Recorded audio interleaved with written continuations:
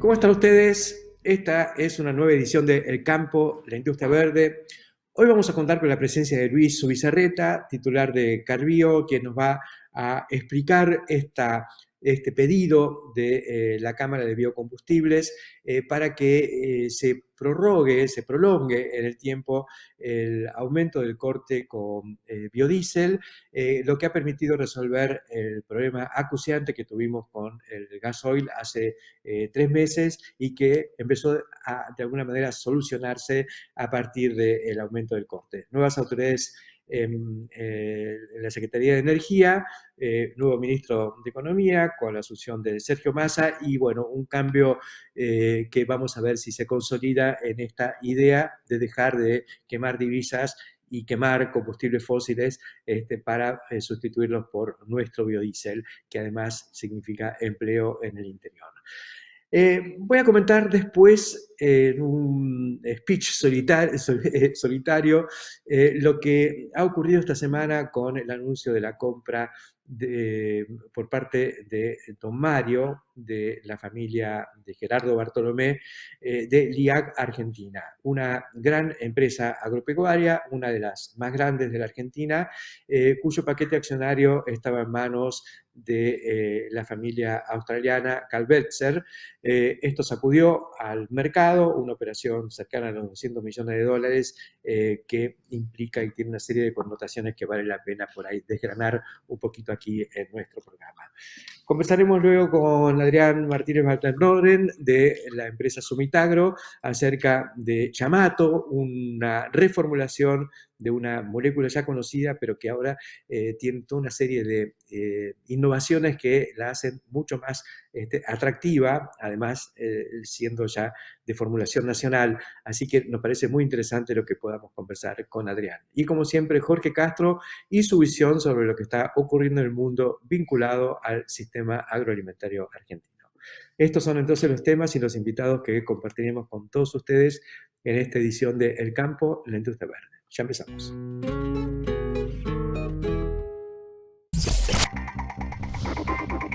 Ver más allá, donde lo conocido puede ser diferente, dinámico, flexible, sorprendente. El desafío es pensar distinto hoy para conseguir mañana resultados que nos acerquen al horizonte de la vanguardia en el desarrollo de la producción agropecuaria, expandiendo y facilitando la producción de alimentos. Siempre proyectando juntos. Acron, siempre Acron.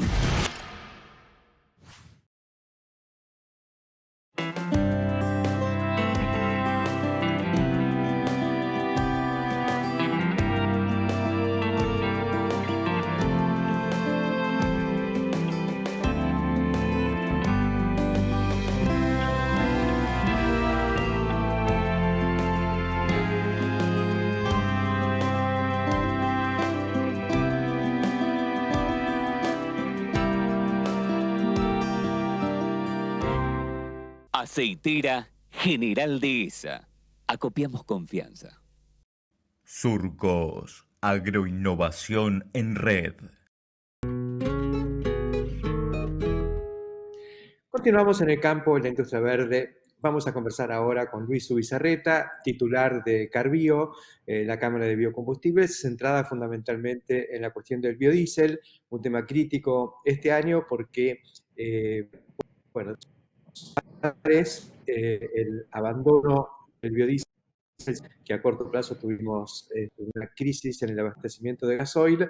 Después hubo una norma que por unos meses ponía un malvado con biodiesel, pero de vencimiento. Entonces, preguntarle a Luis Zubizarreta qué es lo que piensa la organización, los productores de biodiesel, respecto a la continuidad de esa política. Bueno, gracias por el contacto, Héctor. Efectivamente, hubo una norma que permitió regularizar el abastecimiento de gasoil y que además lo hizo generando una porción de competencia que nosotros creemos muy sana, en donde el principal beneficiado fue el consumidor por dos motivos. Por un lado, porque obligaba a las petroleras a comprar biodiesel siempre que fuera más barato que el gasoil que se importa, es decir, por el lado costo era más barato que el gasoil importado, y por el otro lado, obviamente, el que siempre hablamos, que es el ambiental, el verde, que bueno, es un producto que genera menos impacto en la atmósfera y menos particulado. Entonces, bueno, creemos que fue una decisión muy buena. Como bien decías en la introducción, fue una decisión provisoria, una prueba. Nosotros creemos que pasamos la prueba, con lo cual es momento de, bueno, implementar este esquema indefinidamente, de modo tal de que podamos mezclar más biodiesel nacional, evitando importar un producto que genera empleo en otro lado y con toda la externalidad positiva que tiene. Nosotros estamos bueno, planteando eso, entendemos que la Secretaría de Energía lo está analizando y esperemos tener una respuesta positiva en el corto plazo.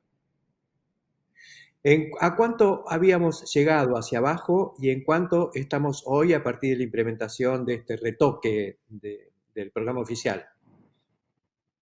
Mirá, llegamos hasta un 5% e incluso menos de corte, porque incluso las pequeñas abastecedoras se quejaban de que no les llegaban a cumplir ese pequeño corte del 5%. Y bueno, en los últimos 2 meses tuvimos un 12,5% de corte. Y bueno, acá creo que vale uno de los argumentos que ha utilizado algún sector es el tema técnico de los motores y a cierta resistencia de algunas de las empresas proveedoras de automóviles. Obviamente nosotros hemos hecho infinidad de estudios que demuestran de que el biodiesel funciona perfectamente bien, pero además hay evidencia empírica. Hay países como Indonesia en donde se utiliza hasta un 30%, y en estos meses con un 12,5% de corte y con clima muy frío ha quedado demostrado de que esa argumentación no va. Con lo cual, bueno, esperemos que pronto tengamos novedades y que podamos seguir abasteciendo este mercado en competencia y bueno, dando posibilidad de que todas las empresas productoras puedan participar. Zubizarreta, hubo un cambio fuerte en la conducción oficial. Salió el anterior secretario de Energía, fue sustituido por una persona, yo diría, quizá un poquito más lejana o ajena a estos temas. También creo que una modificación en la estructura de la Secretaría, en combustibles y demás. ¿Cómo se siente ahora Carbío respecto de este cambio de autoridades? ¿Se ha tomado contacto? ¿Piensan que hay llegada para poder avanzar en esta idea de darle continuidad al proyecto?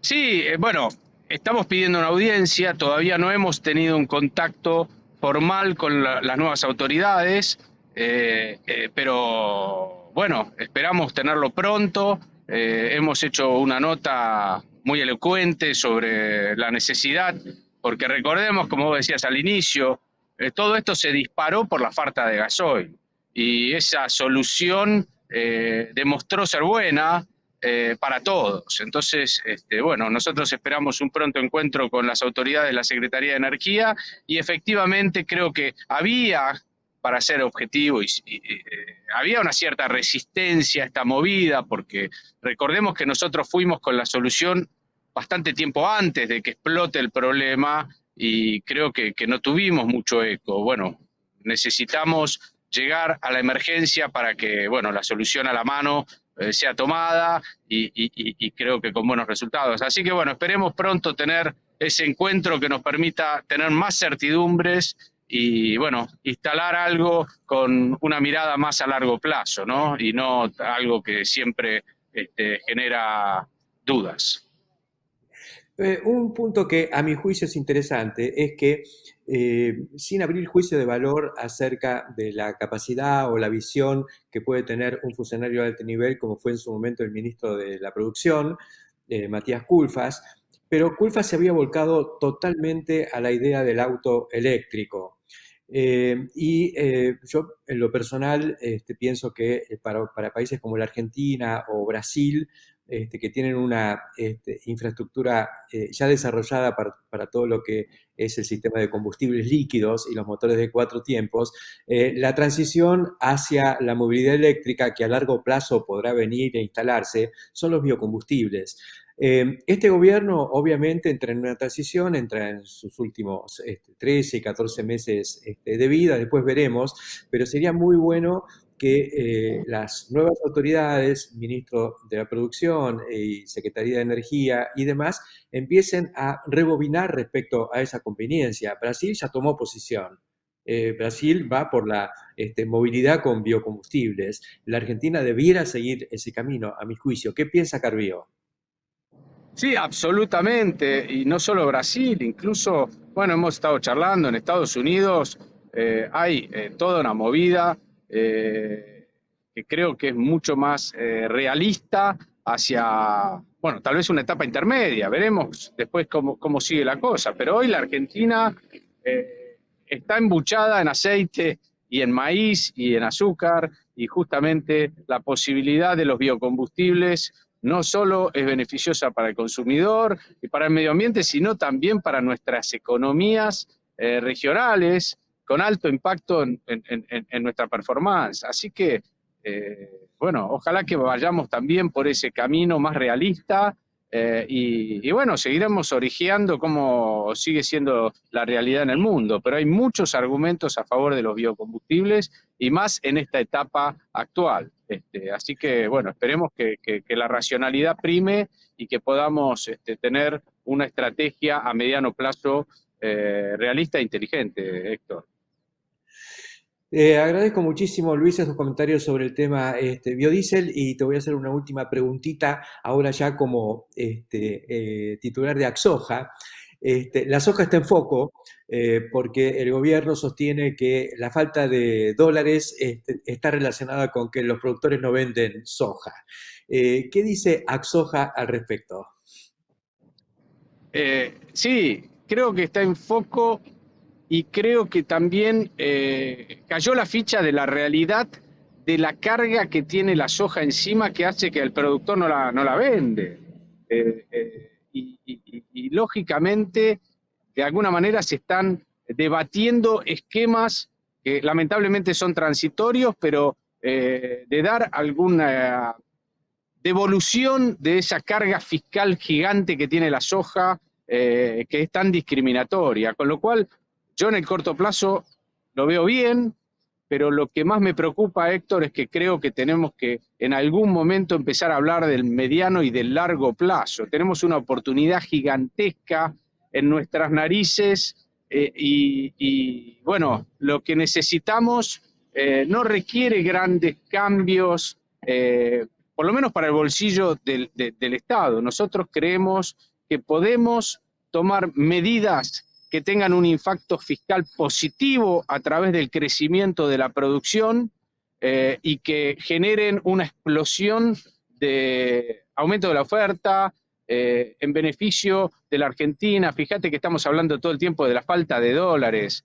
y los países vecinos están embuchados en dólares porque hicieron las cosas de otra manera y no necesariamente generando beneficios a un sector, sino dejándolo crecer espontáneamente y con una política inteligente. Bueno, nosotros vemos que tenemos que seguir ese camino y que hay que mirar un poquitito al mediano plazo, y ese es el gran desafío de las autoridades y de la Argentina, ¿no? Que finalmente podamos aterrizar un proyecto agroindustrial que nos permita volver a crecer y retomar la senda que nos llevó a ser un país tan importante hace tantos años y que, bueno, lamentablemente hemos perdido con políticas con un sesgo antiexportador tan nefasto, ¿no? Gracias, Luis Ubizarreta, por estos comentarios sobre biodiesel y soja. las dos cosas van más o menos juntas, pero son diferentes y las dos están en foco. Gracias y nos vemos prontito, Luis. Fuerte abrazo, Héctor, que sigas muy bien. Nosotros continuamos aquí en el campo de la industria verde, ya volvemos. Auspicia Chomel, para su fertilizadora destinada a microgranulados y sembradora de pasturas línea Spin. Chomel. Una vez que arrancamos, no paramos. Imagina poder crecer sin límites. Y Pesa Silo. Si lo imaginamos, podemos. En Rizobacter creemos que la agricultura hay que hacerla como nunca. La microbiología agrícola nos dice qué hacer, porque cada semilla, raíz o cultivo sabe lo que necesita. Y trabajamos todos los días para también saberlo nosotros, sin dejar de pensar que alrededor hay un productor, una familia, una ciudad. Rizobacter.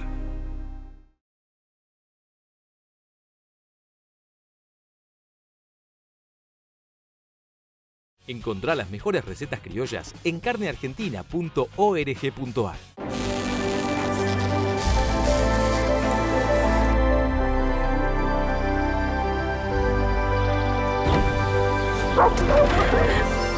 Esto es Toyota. 25 años produciendo en Argentina.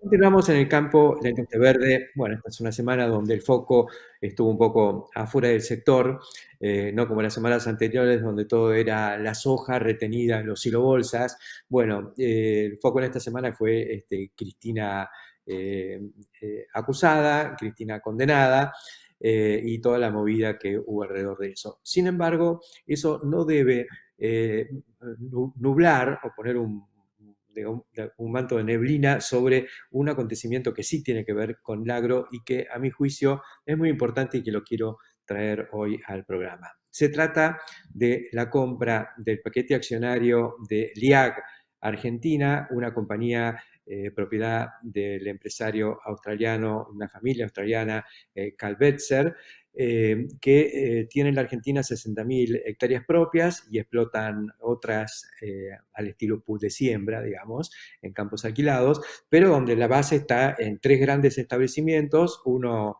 en el NOA, en Salta, en el oriente de Salta, otro en Bedia, una estancia tradicional, la estancia Las Balas, y otro establecimiento en la provincia de Córdoba, en Huinca-Renancó. Me parece que son temas importantes, no solo porque se vendió esta compañía, sino porque la compró una empresa nacional.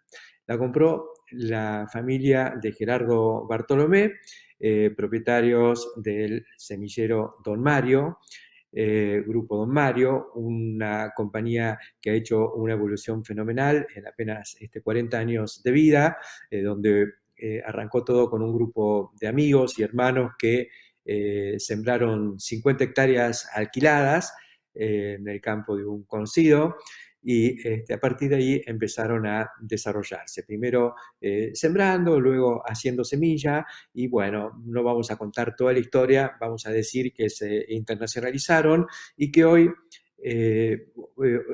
una de cada 5 hectáreas en el mundo de soja se siembran con genética de Don Mario. Todo un orgullo para la Argentina, pero además con unos condimentos que creo que vale la pena comentar. Y le pido perdón a Gerardo Bartolomé si cometo una infidencia al relatar un episodio que me tuvo un poco, por así decirlo, involucrado en mi rol de comunicador. Resulta que allá a fines de los 90, esta empresa había empezado a diversificarse, ya no era solo genética de soja. Recordemos que ellos, junto con la soja RR, tenían, digamos, germoplasma con variedades más cortas, el grupo 4, justo cuando el mercado se estaba volcando hacia esas variedades. Entonces, la combinación de sojas Grupo 4 de Don Mario con el gen RR, que que licenciaron de Monsanto tempranamente. Ellos y Nidera fueron los primeros que arrancaron con esto, pero ellos en ese momento acortan mucha distancia respecto a Nidera, que era el líder, que venía desde Asgrow, con un germoplasma excelente, pero con ciclos un poco más largos. Entonces arranca Nidera con la RR, pero del ciclo 5 y 6, y Don Mario arranca con un grupo 4. Y entonces ahí penetra muy bien, y se ponen en competencia estas dos grandes compañías que tanto le han aportado al desarrollo de la soja y luego de los demás cultivos. Junto con ese éxito de la soja, Don Mario empieza a pensar en otros productos, y lo primero que hacen es un convenio con un gran banco de germoplasma de Estados Unidos, que era Golden Harvest, una compañía que tenía muy excelentes híbridos, y ellos toman esos híbridos. Acá Nidera también, a través de Eduardo Leguizamón y Francisco Firpo, habían traído los híbridos simples y dentados, que significaron un salto muy importante en el potencial de rendimiento del maíz en la Argentina. Ellos siguen, Don Mario, en la misma saga con Golden Harvest, luego arrancan también con el trigo, siguiendo el camino también iniciado por Nidera con los baguettes, con la genética francesa. Y ellos empiezan a traer variedades francesas también. En el caso del maíz, y ahí viene la anécdota, recibo allá por 1997, 98, no me acuerdo bien, un cable de la agencia Reuters, estando en el diario, que decía: Syngenta compró Golden Harvest. Todo un shock, porque Syngenta no estaba muy fuerte en Estados Unidos, estaba fundamentalmente con productos químicos, con herbicidas y demás, pero irrumpe fuerte comprando esa compañía. Y ahí enseguida me alerté diciendo: uy, Syngenta entra en Golden Harvest, es como que Syngenta entra en Don Mario. Entonces lo llamo a Gerardo y le digo: che, Gerardo, qué notición. Así que ahora socios con Syngenta. Y Gerardo, sorprendido, me dice: ¿qué me estás diciendo? ¿Qué noticia tenés? Y dice: mira, acá hay un cable de Reuters que dice eso, que Syngenta compró Golden Harvest. Dice: mándamelo, por favor. Le mando el cable. Me di cuenta que él no se imaginaba, él lo tomó un poquito por sorpresa, y a la hora me llama y me dice: mira, Héctor, te quería contar que hemos cancelado nuestro contrato con Golden Harvest, seguimos solos. Y a mí me sorprendió, porque dije: pucha, para mí era una oportunidad que una compañía multinacional como Syngenta de pronto estuviera vinculada a Don Mario, pero Gerardo no quería saber nada. Tenía su empresa, la cuidaba, y estaba siendo muy celoso de no perder ningún manejo, no perder nada, que no se le diluyera un poco el manejo y el control que tenía con la empresa, que tan prolijamente y con tanta fuerza había ido desarrollando. Unos años después, en el 2008, en marzo, abril del 2008, me invitan a acompañarlos a Brasil, donde se acababan de instalar como compañía, con una filial y con proyectos realmente muy fuertes. Recuerdo que coincidió con el conflicto de la 125, así que estábamos ahí online viendo qué era lo que pasaba con esta movilización en el campo, pero ellos estaban con el foco puesto ya en la expansión en Brasil. Bueno, hoy están en Brasil, están en Estados Unidos. La genética de Don Mario ha penetrado y está penetrando muy bien en Estados Unidos. En trigo ya alcanzaron un liderazgo muy importante con algarrobo y algunos otros cultivares que han sido sumamente exitosos con esta genética francesa. Así que la verdad que sacarse el sombrero, no solo por lo que han hecho en lo técnico, en el desarrollo, sino con esa visión de seguir invirtiendo y conservando un poco la compañía, que Gerardo incluso le fue comprando poquito a poco a sus socios originales para concentrar un poco el negocio dentro de la familia. Bueno, hoy han hecho una inversión cercana a los 200 millones de dólares para hacerse de esas 60.000 hectáreas formidables con un alto nivel de desarrollo, 30.000 hectáreas bajo riego, se ven desde el Google Earth los pivotes y otros equipos de avance frontal, miles de hectáreas de algodón con toda la estructura desmotadora alta, calidad genética también en el algodón, un manejo social, de responsabilidad social empresaria por parte del IAC, con formación de su propio personal, de los equipos de colaboradores en zonas remotas, en zonas complejas, y haciendo todo bien, con lo último que indican las buenas artes, lo último que indica la tecnología sustentable en la producción agropecuaria. Bueno, eso hoy conserva su management, conserva los equipos técnicos, conserva todo eso, solo que el nuevo accionista principal es nada menos que el grupo Don Mario. Felicitaciones a las dos empresas por haber logrado este acuerdo. Hay una especie de renacionalización de tierras en la Argentina, no se las habían llevado los australianos, pero está muy bueno que haya empresarios nacionales que apuestan y que duplican y triplican su apuesta por el desarrollo agropecuario argentino. Continuamos en el campo La Industria Verde. Tolvas autodescargables Mainero. Eficiencia, agilidad en cada movimiento. Robustez con el equilibrio justo. Simple y versátil. El equipo de cosecha Mainero, el más completo del mercado. Superarse es posible. En Corteva AgriScience, la sostenibilidad es más que una palabra. Representa quiénes somos y lo que hacemos. Es la base de nuestro futuro. Un futuro que estamos construyendo ahora. Juntos, estamos presentes siempre. Genética sustentable para el cultivo de algodón.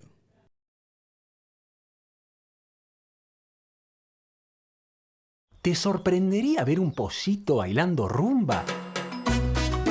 En esta campaña, mejor que te sorprenda esto en vez de quedarte sin tu maíz Stein. No te duermas. Stein, que nuestro maíz te siga sorprendiendo por su rinde y no por quedarte sin. También en maíz, Stein tiene rinde.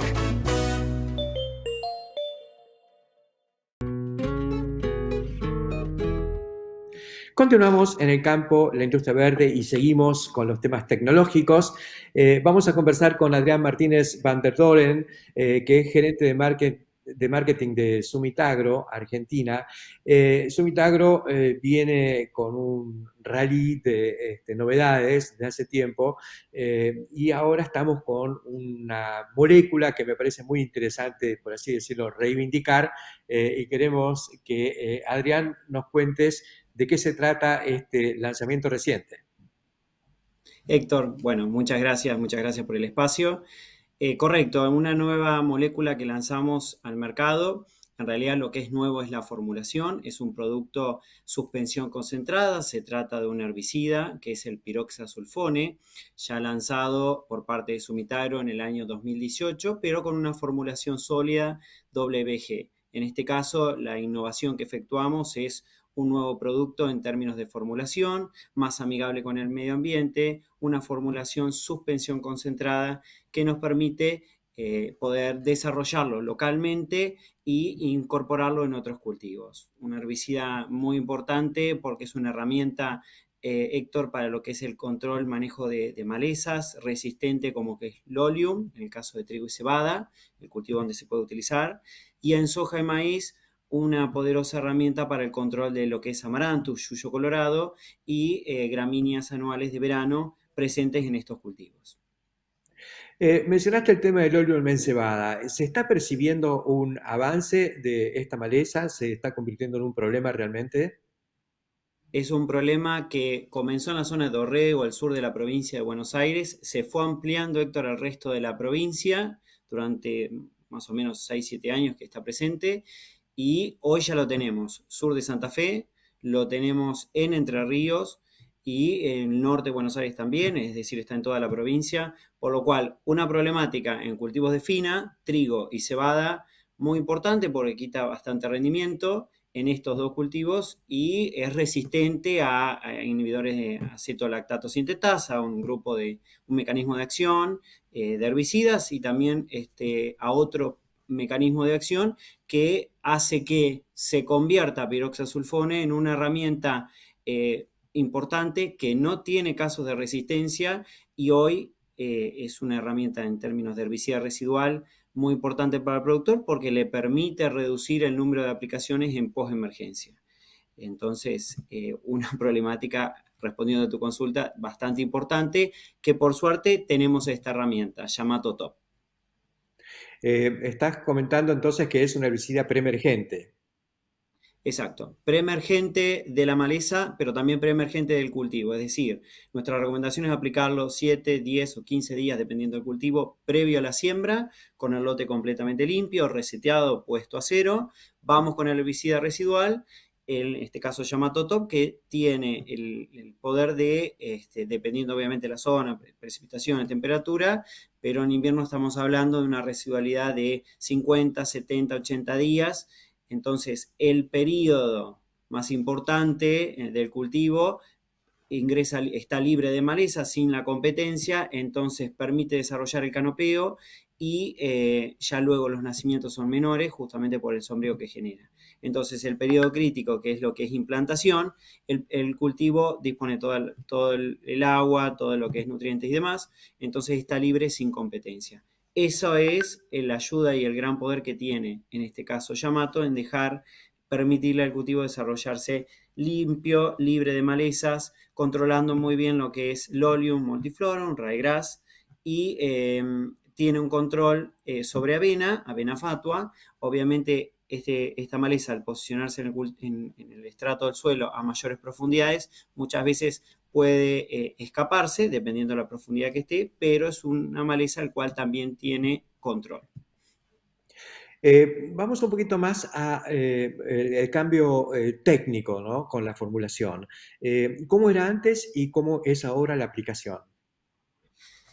En términos de aplicación es exactamente lo mismo, pero lo que cambia es la formulación. Antes era una suspensión, era WG, que eran gránulos dispersables. Nosotros incorporábamos y traíamos el producto de Japón, directamente producto formulado. Esta formulación no se hace localmente y lo comercializábamos en el resto del país bajo esta formulación. Es sólida. Con el paso del tiempo, Summit siempre trata y busca estar un paso adelante en las necesidades, en este caso no solo en términos de provisión, sino también en mejorar la formulación. Y logramos el cambio de ser una suspensión concentrada, una formulación líquida, que permite hacer mezclas más homogéneas de tanque y a su vez pasó de una formulación WG sólida azul, una banda toxicológica azul, a una banda toxicológica más amigable con el medio ambiente, banda verde. En línea con nuestra filosofía en el agro, que es siempre producir amigable con el medio ambiente de una forma más sustentable. Bueno, logramos 2 o 3 beneficios importantes en términos de este cambio del producto. Y también el gran beneficio es, al hacer la fórmula local, Summit apuesta a la mano de obra local, a lo que es la inversión en nuestras propias plantas en Argentina, que permite incorporar mayor mano de obra y al formularlo en el país, tenemos mayor disponibilidad y más competitividad en términos de precio, que nos permite acceder a otros cultivos como es soja y maíz. Anteriormente, muy conocido esta herramienta en trigo y cebada, por términos de competitividad se podía comercializar muy bien y el productor podría absorber este costo porque es una herramienta muy potente y es una de las pocas herramientas que puede utilizar en este caso los productores argentinos en trigo y cebada. Ahora la formulación local, además de todos los beneficios de la mano de obra y demás y de la inversión local, permite ser más competitivo en lo que es soja y el maíz. Entonces amplía el uso, un nuevo nicho que estaríamos utilizando, una nueva herramienta para el productor, porque a su vez es residual de Lolium multiflorum y avena, pero también de amarantos y gramíneas anuales, como capín, equinocloa, eleucine. Entonces, un amplio abanico de malezas que son problema para el productor a campo en la Argentina, y hoy en día, con este herbicida residual Yamato Top, estaría supliendo y los primeros días, los primeros 40 días del cultivo, 50, estaría libre de malezas con el poder residual que presenta Yamato Top. Qué interesante. Si vos lo aplicás, ponele en una cebada soja o en un trigo soja, ¿la residualidad puede alcanzar para que te cubra un poco en el arranque sin necesidad de una reaplicación? Los targets son distintos, Héctor. Cuando uno aplica pensando en una cebada, una muy buena pregunta. Aplica una en cebada, yo voy a controlar el Lolium multiflora ryegrass que tengo dentro de la cebada. La residualidad no llega hasta el otro cultivo, porque estamos hablando más de 200 días, 300 días, imposible, 200 días por lo menos. Entonces, la residualidad en este cultivo, en el caso de cebada, estaría controlando todo lo que es ryegrass y Lolium. Luego, para lo que es el arranque de una soja, muy difícilmente maíz, pero particularmente después de una rotación de cebada, iría seguramente una soja, no tendríamos que volver a repetir alguna aplicación de un residual. Como siempre decimos, del aspecto técnico, recomendamos, si bien lo puede hacer tranquilamente, puede volver a ocupar o utilizar Yamato, recomendamos siempre rotar mecanismos de acción, en orden de proteger los activos, proteger ante la aparición de resistencia de malezas, y rotar, que es la única herramienta que hoy disponemos, o hacer mezclas de tanque con varios activos para evitar los casos de resistencia. ¿Cuál sería la propuesta? Sí. Digo, ¿cuál sería la propuesta de Sumitagro en el caso de que hagas una cebada con Yamato? Después, ¿cómo seguís con la soja? Hay otras mezclas que puede hacer, como por ejemplo metolacloro más flumioxacin, o S-metolacloro más flumioxacin. Es una mezcla que estaría controlando el espectro de gramíneas y el espectro de amaranto, yuyo colorado y malezas de hoja ancha con flumioxacin, con Gemitop, nuestro producto. Una mezcla que cambia totalmente, pasa de una pisoxazolina, lo que es el Yamato Top, piroxasulfone, a lo que es un PPO, herbicida residual también, pero otro mecanismo de acción, PPO, más una cloracetamida, en este caso podría ser metolacloro o S-metolacloro. Más que interesante toda esta propuesta a partir de una reformulación de una molécula que ya había demostrado su valor, pero que podía todavía dar lugar a alguna vuelta de tuerca. Muchísimas gracias por acompañarnos aquí en el campo La Industria Verde, Adrián, y será hasta muy prontito. Gracias, Héctor. Gracias por el espacio. Muchas gracias. Nosotros continuamos ahora con Jorge Castro y su visión de lo que está ocurriendo en este mundo tan ajetreado estos días. Ya volvemos. Solo el líder en flumioxacin podía convertirlo en una gema. Presentamos Gemit Top, una nueva formulación con partículas más chicas y homogéneas para una mejor distribución, mayor superficie de contacto y total eficacia. Nuevo Gemit Top. Flumioxacin en su máxima expresión. Sumit Agro. Somos Cestari. Somos pioneros y especialistas en tolvas autodescargables. Estamos presentando la línea S6, nueva generación en tolvas. Somos Cestari. Escribimos la historia, siempre junto al campo. La industria verde. Registramos a todos los trabajadores rurales y empleadores del país. Entregamos la libreta de trabajo rural Renatre. Somos el campo. Sabemos muy bien el esfuerzo que hacen miles de argentinos que trabajan e invierten en nuestra tierra y queremos estar ahí para acompañar e impulsar su negocio. Si el campo evoluciona, evolucionamos todos. Galicia, siempre junto al campo. ¿Más terneros con las mismas madres? ¿Y que sean más pesados?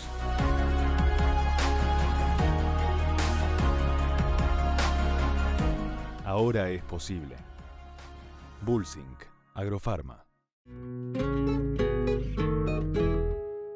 Nuevo encuentro con Jorge Castro y un tema que va creciendo y que es mandatorio es el de, un poco el crecimiento de la población, el crecimiento del consumo y cómo colisiona esto con el ritmo de crecimiento también de la producción y de la productividad.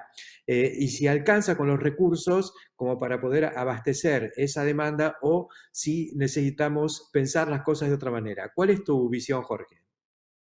Mira, Héctor, el cálculo que hace FAO, por ejemplo, es que en los próximos 30 años la población del mundo prácticamente se duplica. Y esto obliga a aumentar la producción de agroalimentos entre 30 y 70%. Al mismo tiempo hay un consenso. El aumento de la producción de agroalimentos en 70% de respecto a los niveles actuales implica, con los actuales métodos de producción, implica un virtual colapso del sistema de recursos del planeta. Esto lo que obliga es a pensar de nuevo en qué consiste y de qué manera se puede realizar la producción de agroalimentos en el mundo sin provocar un colapso de los recursos del planeta. Este es el punto crítico más importante a tomar en cuenta.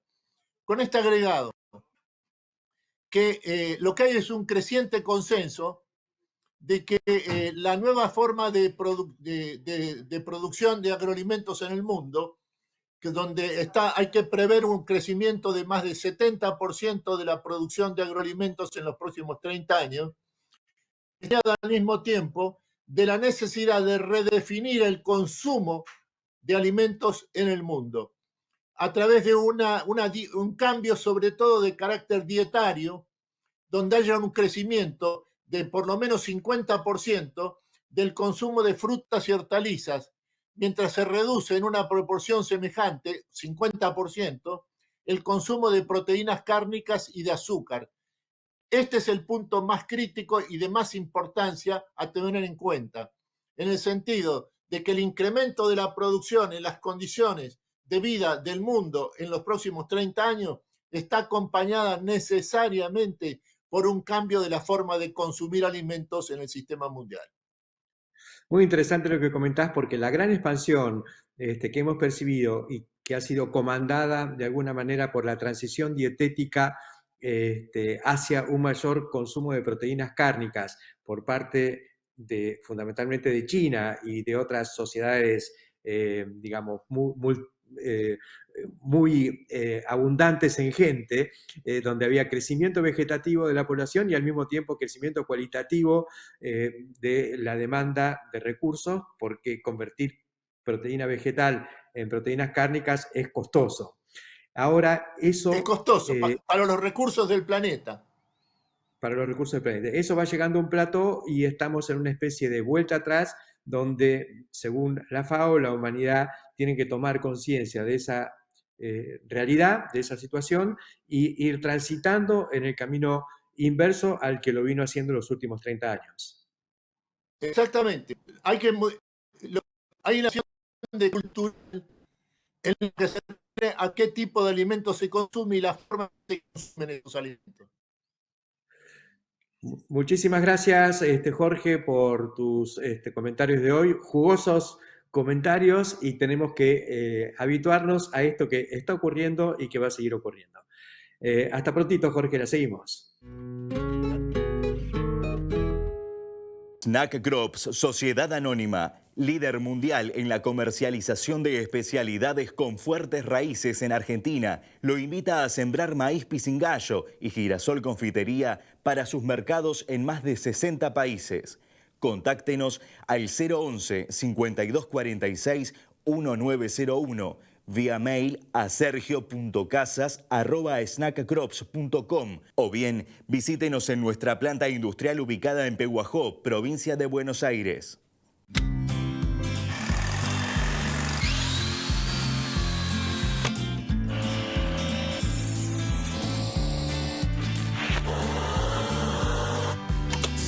Stihl está con vos en todos tus proyectos. Matbar Rofex. Trabajamos para proteger las transacciones y transformar el mercado de capitales. Favot, marca emblemática en pulverización, se renueva para estar a la altura de tus desafíos. Profértil. Vida para nuestra tierra. Alari, seguridad antirrayos. Anulamos la formación de rayos en feedlots, silos, plantas de biogás y toda producción de alta concentración.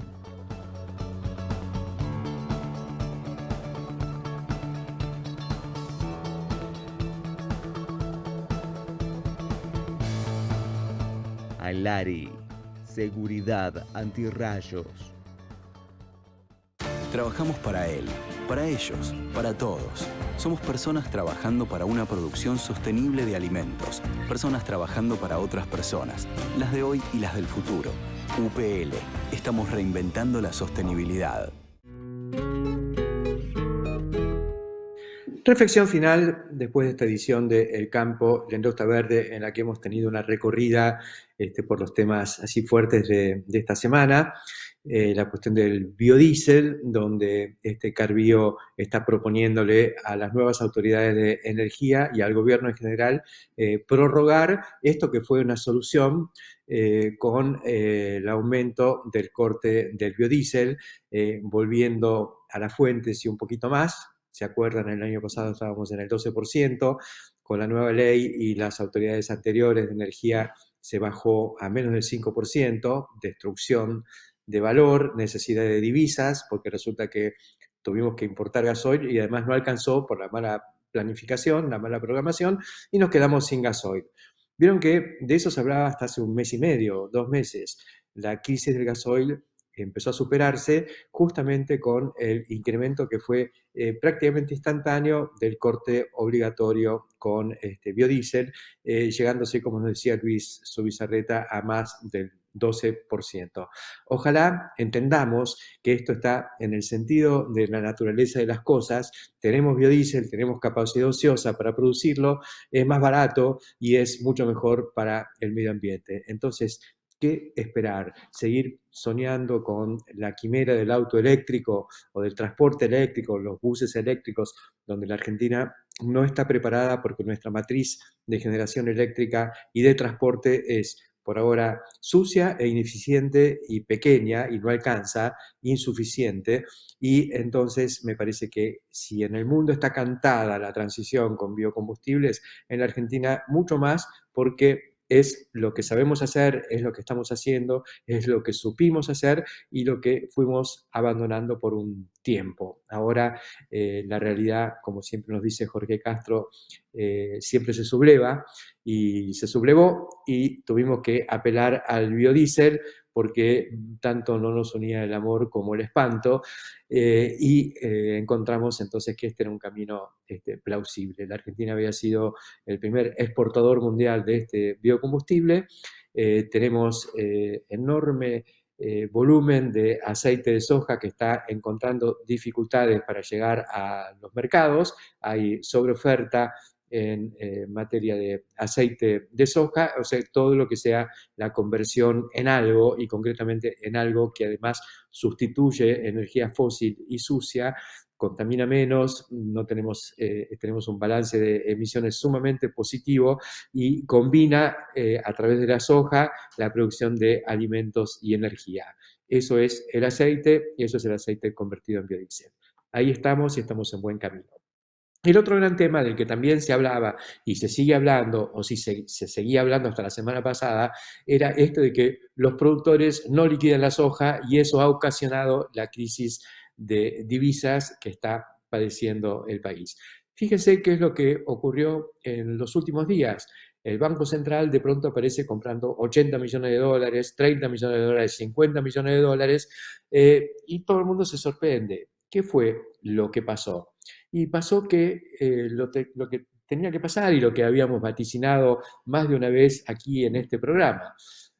A medida que se va acercando la campaña y la siembra de la cosecha gruesa y avanza la cosecha fina, las necesidades financieras se van haciendo más acuciantes. Hay que vender para sembrar. Y todos sabemos que mal y con los dientes apretados y sabiendo que lo que ocurre entre el gobierno y el campo es un robo a través del tipo de cambio con una brecha del 50%, o del 100% si lo tomamos de abajo hacia arriba, las retenciones del 33% para la soja, del 12% para el maíz y el trigo, todo un enorme mecanismo de succión de los ingresos del campo a través del Estado para que sea destinado a otros rubros que el poder considera más plausible y sin que vuelva siquiera a las provincias, porque las retenciones, al no ser coparticipables, al no ser parte del impuesto a las ganancias, son capturadas por el Estado Nacional para hacer las cosas según su arbitrio.